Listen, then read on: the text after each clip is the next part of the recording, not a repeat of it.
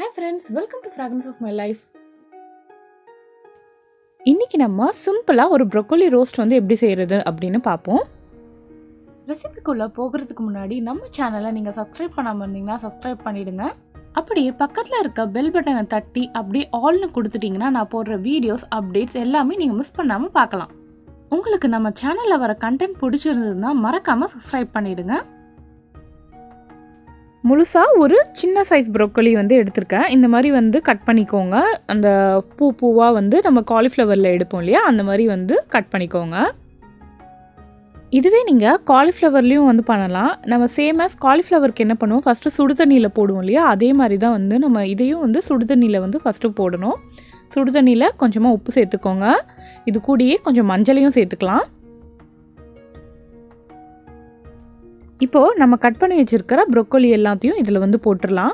Cauliflower உங்களுக்கு சீக்கிரமாக வெந்துடும். ஆனால் ப்ரோக்கோலி வேகிறதுக்கு கொஞ்சம் அதோட ஒரு நிமிஷம் அதிகமாக எடுக்கும். இது ஆக்சுவலாக பார்த்திங்கன்னா நம்ம வேக வைக்க போகிறதில்ல.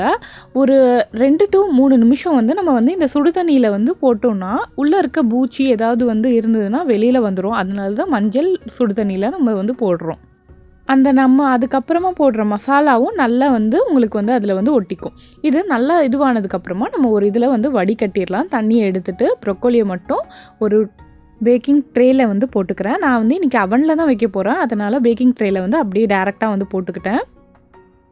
ஒரு 2 நிமிஷம் அப்படியே விட்டுடலாம். கொஞ்சம் ஆறுனதுக்கப்புறமா நம்ம இதில் மிளகாய்த்தூள் 1 டீஸ்பூன் மிளகாய்த்தூள், ஜீரகத்தூள் ஒரு 1/2 டீஸ்பூன், அப்புறம் கொஞ்சமாக பெப்பரும் க்ரஷ் பண்ணி போட்டுக்கலாம். அதனால தான் மிளகாத்தூள் நம்ம கம்மியாக போட்டிருக்கோம். ஒரு 1/2 டீஸ்பூன் மிளகுத்தூள் போட்டுக்கோங்க, பெப்பரு. இதுக்கப்புறமா கொஞ்சமாக உப்பு போட்டுக்கலாம். ஏற்கனவே நம்ம வேக வைக்கும்போது நம்ம உப்பு போட்டிருக்கோம். அந்த உப்பு இதில் இறங்கியிருக்கோம். ஸோ கொஞ்சம் கம்மியாகவே உப்பு போட்டுக்கோங்க. அதுக்கப்புறமா ஒரு 2 டீஸ்பூன் எண்ணெயும் சேர்த்துக்கோங்க.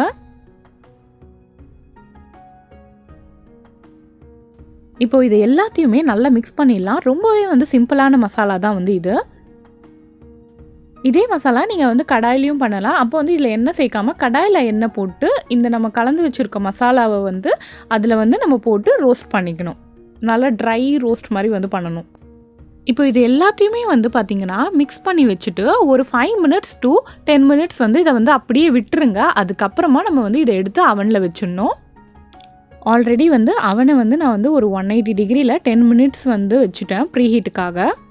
இப்போது இது 10 minutes ஊறிடும். அப்போ நம்ம டேரெக்டாக எடுத்து அவனில் வச்சிடலாம். இதை அவனில் வைக்கிறதுக்கு முன்னாடி பாதி லெமன் நம்ம லெமன் ஜூஸ் புழிஞ்சு இதில் போட்டுக்கலாம். இதையும் நல்லா மிக்ஸ் பண்ணிவிடுங்க. மிக்ஸ் பண்ணிவிட்டு அப்படியே டேரெக்டாக நம்ம அவனில் வச்சு 180 டிகிரியில் ஒரு 20 minutes வச்சா நல்லா ரோஸ்ட் மாதிரி உங்களுக்கு கிடைக்கும்.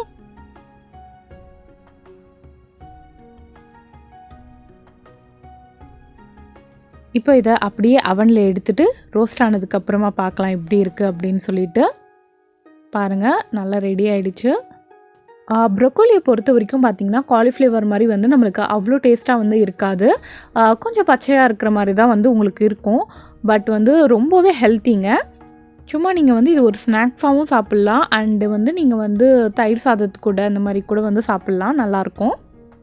எங்கள் வீட்டில் ப்ரோக்கோலி சாப்பிட்ற ஒரே ஜீவன் நான் மட்டும்தான். எனக்கு தான் இந்த ப்ரோக்கோலி பிடிக்கும். இந்த ரெசிபியை நீங்களும் செஞ்சு பார்த்துட்டு உங்களுக்கு பிடிச்சிருக்கா பிடிக்கலையா அப்படின்னு கமெண்ட்ஸில் சொல்லுங்கள். பிடிச்சிருந்ததுன்னா லைக்கை தட்டி விட்டுட்டு உங்கள் ஃப்ரெண்ட்ஸ் கூடலாம் ஷேர் பண்ணிவிடுங்க. தேங்க்யூ.